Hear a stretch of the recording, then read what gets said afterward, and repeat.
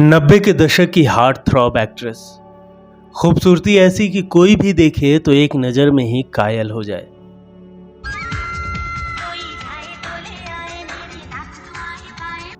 यह अदाकारा उस समय की सबसे फिट और बोल्ड एक्ट्रेस में से एक मानी जाती थी।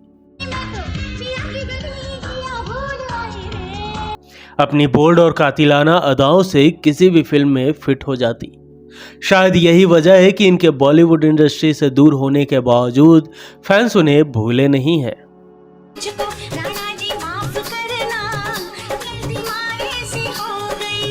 गूगल पर अब भी इनके बारे में सर्च किया जाता है।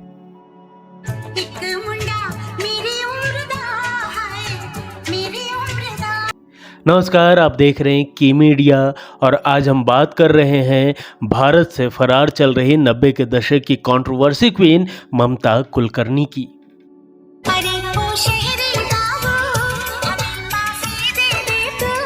आखिर क्यों और किसने बनाया था ममता कुलकर्णी का मंदिर? ममता कुलकर्णी के टॉपलेस तस्वीर पे क्यों मचा था इतना सारा हंगामा? ममता कुलकर्णी ने किस पर लगाए थे गंभीर आरोप? किसने इनके साथ की थी जबरदस्ती करने की कोशिश? क्या था अंडरवर्ल्ड और ममता कुलकर्णी का रिश्ता? क्या है 2000 करोड़ के इंटरनेशनल ड्रग रैकेट की असली कहानी? क्या सच में ममता कुलकर्णी ने एक ड्रग स्मगलर से शादी की? क्यों फरार है ममता? हिंदू से मुस्लिम बनने वाली ममता क्या सच में बन गई साध्वी?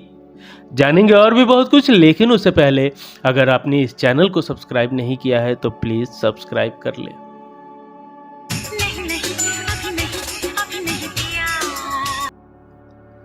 20 अप्रैल 1972 को ममता कुलकर्णी का जन्म मुंबई के मिडिल क्लास परिवार में हुआ। उनकी दो बहनें मिथिला और मोलिना है। इनका असली नाम ममता मुकुंद कुलकर्णी बताया जाता है। एक दिन ममता की मां ने अखबार में एक एड देखा जिसमें लिखा था कि मॉडलिंग एजेंसी को एक नए चेहरे की तलाश है। उस समय ममता स्कूल में थी। जैसे ही ममता घर आई तो मां ने पूछा कि क्या तुम मॉडलिंग करना चाहती हो? ममता जवाब सोच पाने के लिहाज से काफी छोटी थी, तो उन्होंने कहा देखते हैं। आगे तुरंत मां ने कहा ठीक है, शाम को तैयार रहना, हम एक एड एजेंसी के पास जा रहे हैं। ममता उस एजेंसी में पहुंची और उन्हें लगातार मॉडलिंग के ऑफर मिलने लगे। मॉडलिंग करने के बाद ममता को साउथ फिल्मों में काम मिलने लगा। उनकी पहली फिल्म 1991 की नन बारगल रही। उसी साल यानी 1991 में ही मेरा दिल तेरे लिए में ममता हिंदी फिल्मों में आए, लेकिन वो साइन की थी। इससे पहले उनकी जो पहली फिल्म बनी वो थी राजकुमार और नाना पाटेकर की सुपरहिट फिल्म तिरंगा। तिरंगा फिल्मों से कदम रखने वाली ममता कुलकर्णी ने उस दौर के लगभग हर बड़े अभिनेता के साथ काम किया। सुनील शेट्टी, अक्षय कुमार, सैफ अली खान, सनी देओल जैसे बड़े सितारों के साथ काम करते हुए ममता के पास कई फिल्में जरूर थी, लेकिन उन्हें कभी टॉप एक्ट्रेस की लिस्ट में जगह नहीं मिली। ममता के करियर की सबसे फेमस फिल्में 1993 की आशिक आवारा, 1995 की करण अर्जुन, 1995 की सबसे बड़ा खिलाड़ी, 1995 की आंदोलन, 1996 की बाजी और 1998 की चाइना गेट रही है। 1992 में ममता कुलकर्णी फिल्म प्रेम शिकारम में नजर आई, जिसने बॉक्स ऑफिस पर सारे रिकॉर्ड तोड़ दिए। साउथ में ममता की फैन फॉलोइंग ऐसी बढ़ गई थी कि उनके चाहने वालों ने उनके लिए हैदराबाद में एक मंदिर बनवा दिया। फिल्म रिलीज के बाद ममता को साउथ से कई फैन मेल आते थे। जैसे ही उन्हें इसकी जानकारी मिली तो उन्होंने कहा था, मैंने कभी इसकी उम्मीद नहीं की थी। अगर कभी नेल्लोर से गुजरी तो जरूर उस मंदिर जाऊंगी। लहरे रेट्रो को दिए एक इंटरव्यू में भी ममता इस बात को कंफर्म कर चुकी हैं। 1992 में ममता स्टारडस्ट मैगजीन के कवर पेज के लिए एक टॉपलेस फोटोशूट करवाकर हेडलाइन बन गई थी। सितंबर 1993 में जब यह मैगजीन मार्केट में आई तो लोग इसको खरीदने के लिए टूट पड़े। हालात ऐसे बन गए कि कुछ ही दिनों में मैगजीन की सारी कॉपियां बिक गई। इस फोटोशूट से ममता रातों रात स्टार बन गई। लोगों ने मैगजीन का वो अंक ब्लैक में खरीदा था, लेकिन मैगजीन सामने आते ही ममता विवादों से भी घिर गई। इसके लिए ममता ने माफी मांगी और सफाई दी। लहरे रेट्रो को दिए एक पुराने वीडियो में ममता ने कहा था, मैं जानती हूं कि मुझसे गलती हुई है। लोग मुझे बहुत सीधा साधा समझते हैं। जब भी मेरे पास फैन लेटर्स आते हैं तो उसकी शुरुआती आदरणीय ममता कुलकर्णी के साथ होती है। ऐसे में मेरे टॉपलेस तस्वीर आने से मेरे फैंस को धक्का लगा है। मुझे नहीं पता था कि इसका रिजल्ट ऐसा होगा। लोगों को ज्यादा ताज्जुब इसलिए हुआ क्योंकि मेरी इमेज अलग थी। लोग मुझे देवी की तरह पूछते थे। ऐसा कहा जाता है कि उस समय 20 रुपए की यह मैगजीन 100 रुपए में बेची जा रही थी। सफाई देते हुए ममता ने जहां अपना बचाव किया, वहीं कुछ दूसरी एक्ट्रेसेस का नाम भी लिया, जिससे उनका बयान फिर सुर्खियों में आ गया।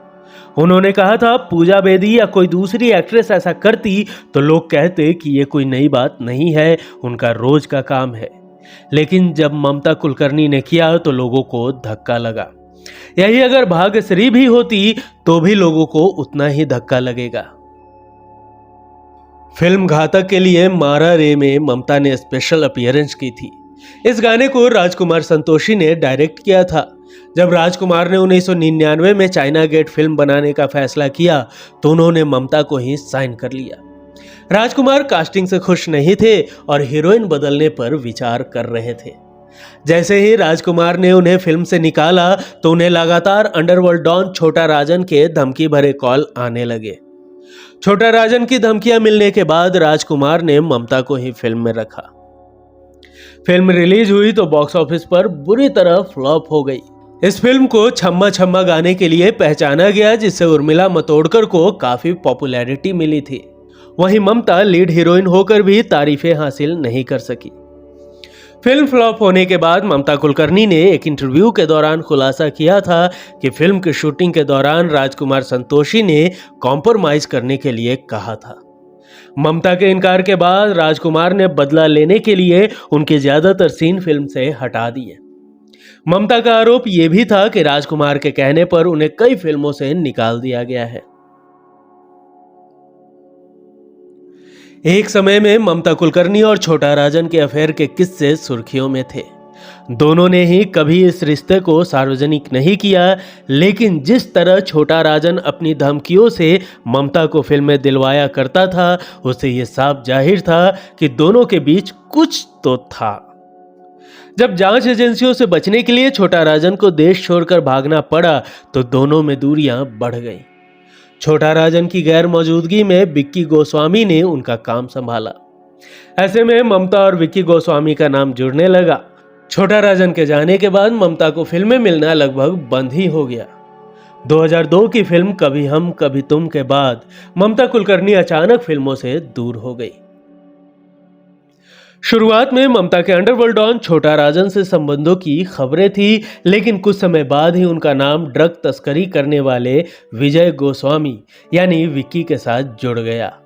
उनके साथ वह दुबई और केन्या में रह रही थी।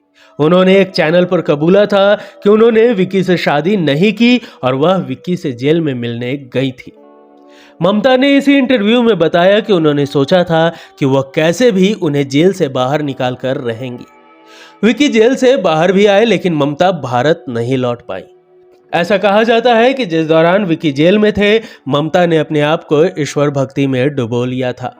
ममता ने अध्यात्म पर एक किताब भी लिखी है जिसका नाम है ऑटोबायोग्राफी ऑफ एन योगिन। दोस्तों, आपको बता दूं कि यूएई की पुलिस ने 1997 में ड्रग्स रखने के आरोप में विक्की को गिरफ्तार किया था। विक्की को 25 साल की सजा सुनाई गई थी। हालांकि उसके अच्छे बर्ताव और मुस्लिम धर्म स्वीकार करने के चलते वह 5 सालों में ही बरी हो गया। फिल्म इंडस्ट्री छोड़ने के बाद ममता विक्की गोस्वामी के साथ दुबई और केन्या में जाकर रहने लगी। ऐसा कहा गया कि ममता ने विक्की से जेल में ही शादी की थी, जिसके लिए उन्होंने इस्लाम धर्म भी कबूला था। कहा जाता है कि ममता 10 साल तक विक्की के साथ दुबई में ही रही। फिर अचानक 2013 में ममता की एक तस्वीर सामने आई जो उन्होंने सोशल मीडिया पर पोस्ट किया था। तस्वीर में ममता साध्वी के अवतार में नजर आ रही थी। इसी साल ममता कुलकर्णी का ऑटोग्राफी बुक लॉन्च हुआ था। इस तस्वीर और बुक से ममता फिर सुर्खियों में आ गई। एक टीवी चैनल को दिए इंटरव्यू में उन्होंने कहा था, मैंने विक्की से शादी नहीं की है, मैं इस वक्त किसी की पत्नी नहीं हूं। कुछ लोग काम के लिए पैदा होते हैं और कुछ ईश्वर के लिए। मैं ईश्वर के लिए पैदा हुई हूं। ममता पूरी तरह से साध्वी बन गई थी। बॉलीवुड में वापसी पर उन्होंने एक इंटरव्यू में कहा था कि क्या घी को फिर से दूध बनाना मुमकिन है। 2016 में ममता कुलकर्णी और उनके रूमर्ड पति विक्की गोस्वामी का नाम 2000 करोड़ के ड्रग रैकेट में सामने आया। आरोप था कि दोनों केन्या में एक बड़ा ड्रग रैकेट चला रहे हैं। नाम सामने आने के बाद दोनों की तलाश शुरू हुई, लेकिन दोनों ही नहीं मिले। 2016 में ठाणे की एक स्पेशल कोर्ट ने दोनों को भगोड़ा घोषित कर दिया है। 2017 में ममता कुलकर्णी की मुंबई स्थित संपत्ति जब्त कर ली गई है। कोर्ट ने साल 2016 में उन्हें और उनके पति विक्की गोस्वामी को भगोड़ा घोषित कर दिया और उनके 8 अकाउंट फ्रीज कर दिए। पुलिस ने बताया कि 1 साल हो चुका है और मुख्य आरोपी अभी तक फरार है। ममता कुलकर्णी अभी भी फरार चल रही हैं, जबकि उनके पार्टनर विक्की गोस्वामी को केन्या में गिरफ्तार किया जा चुका है। दोस्तों, इस कहानी को सुनकर ऐसा कहा जा सकता है कि ममता कुलकर्णी के जीवन की कहानी पर फिल्म भी बनाई जा सकती है, जिसमें सब कुछ है: अंडरवर्ल्ड, ग्लैमर, नाम, शोहरत, पैसा और रिस्क। दोस्तों, ममता कुलकर्णी का कंट्रोवर्सी से भरी लाइफ का सफर आज के लिए यहीं तक। आपको ममता कुलकर्णी की कौन सी फिल्म बेहद पसंद है, हमें कमेंट कर जरूर बताएं। वीडियो पसंद आई हो तो एक लाइक जरूर करें। मिलेंगे अगले एपिसोड में फिर किसी दिलचस्प किस्सों के साथ। तब तक के लिए नमस्कार।